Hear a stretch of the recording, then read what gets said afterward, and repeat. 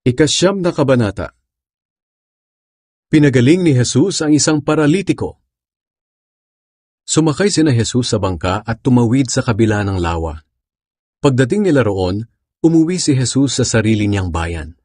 Doon ay may mga taong nagdala sa kanya ng isang paralitikong nakaratay sa higaan. Nang makita ni Jesus ang kanilang pananampalataya, sinabi niya sa paralitiko, "Anak, lakasan mo ang loob mo. Pinatawad na ang iyong mga kasalanan." Nang marinig ito ng ilang tagapagturo ng kautusan na naroon, sinabi nila sa kanilang sarili, "Nilalapastangan ng taong ito ang Diyos." Pero alam ni Jesus ang iniisip nila, kaya sinabi niya, "Bakit kayo nag-iisip ng masama? Alin ba ang mas madaling sabihin? Pinatawad na ang mga kasalanan mo o tumayo ka at lumakad? Ngayon papatunayan ko sa inyo sa pamamagitan ng pagpapagaling sa taong ito na akong anak ng tao ay may kapangyarihan dito sa lupa na magpatawad ng kasalanan." At sinabi niya sa paralitiko, "Tumayo ka, buhatin mo ang iyong higaan at umuwi ka." Tumayo nga ang paralitiko at umuwi. Namangha ang mga tao nang makita nila ito at pinapurihan nila ang Diyos na nagbigay sa mga tao ng ganoong kapangyarihan. Tinawag ni Jesus si Mateo. Nang umalis na roon si Jesus, nakita niya ang isang lalaking nagngangalang Mateo na nakaupo sa lugar na pinagbabayaran ng buwis. Sinabi sa kanya ni Jesus, "Sumunod ka sa akin." Tumayo naman si Mateo at sumunod kay Jesus. Habang kumakain si Jesus at ang mga tagasunod niya sa bahay ni Mateo, nagdatingan ng maraming maniningil ng buwis at ang iba pang mga itinuturing na makasalanan at kumain kasama nila. Nang makita ito ng mga Pariseo, tinanong nila ang mga tagasunod ni Jesus, "Bakit ang guro ninyo ay kumakain kasama ng mga maniningil ng buwis at ng iba pang mga makasalanan?" Nang marinig ito ni Jesus, sinabi niya sa kanila, "Hindi ang mga walang sakit ang nangangailangan ng doktor, kundi ang mga may sakit. Umalis na kayo at pag-isipan niyo kung ano ang kahulugan ng sinasabing ito ng kasulatan.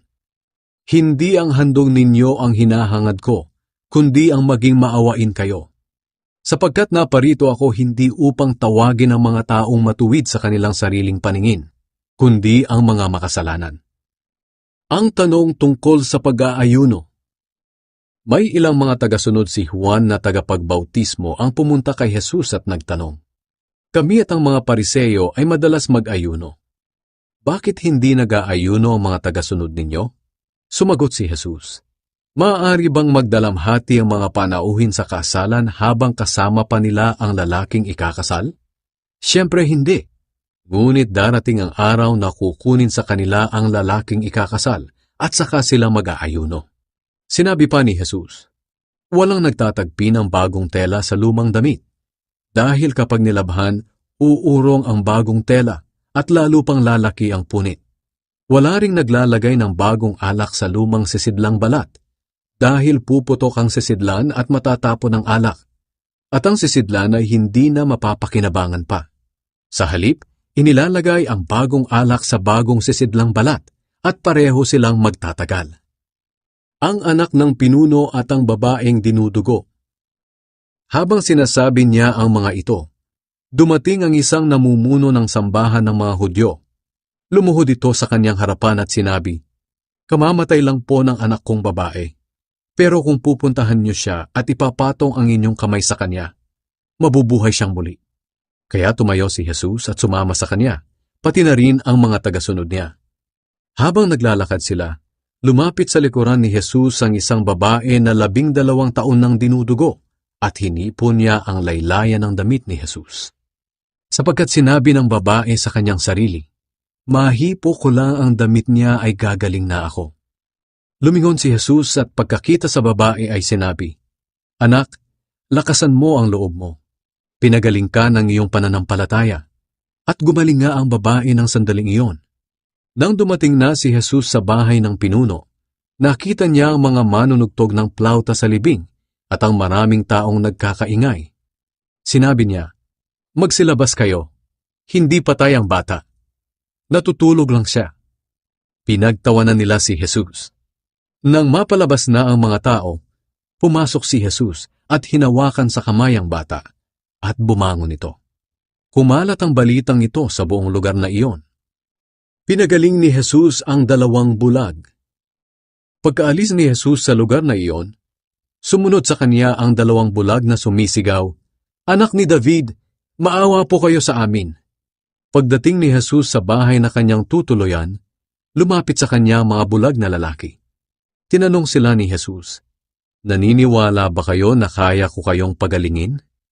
Sumagot sila, "Opo, Panginoon." At hinipon ni Jesus ang mga mata nila at sinabi, "Mangyari sa inyo ang ayon sa inyong pananampalataya." At nakakita nga ang 2. Mahigpit silang pinagbilinan ni Jesus na huwag nila itong sasabihin kanino man. Pero umalis ang 2 at ibinalita nila sa buong lugar na iyon ang ginawa sa kanila ni Jesus. Pinagaling ni Jesus ang isang pipi. Habang paalis na sina Jesus, dinala sa kanya ang isang lalaking pipi na sinasaniban ng masamang espiritu. Pinalayas ni Jesus ang masamang espiritu at nakapagsalita ang pipi. Namangha ang mga tao at sinabi, "Kailanman ay hindi pa nangyari ang ganito sa buong Israel." Pero sinabi ng mga Pariseo, ang pinuno ng masasamang espiritu ang nagbigay sa kanya ng kapangyarihang magpalayas ng masasamang espiritu. Naawa si Jesus sa mga tao.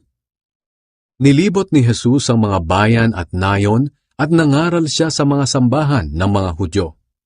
Ipinahayag niya ang magandang balita tungkol sa paghahari ng Diyos at pinagaling niya ang lahat ng uri ng sakit at karamdaman.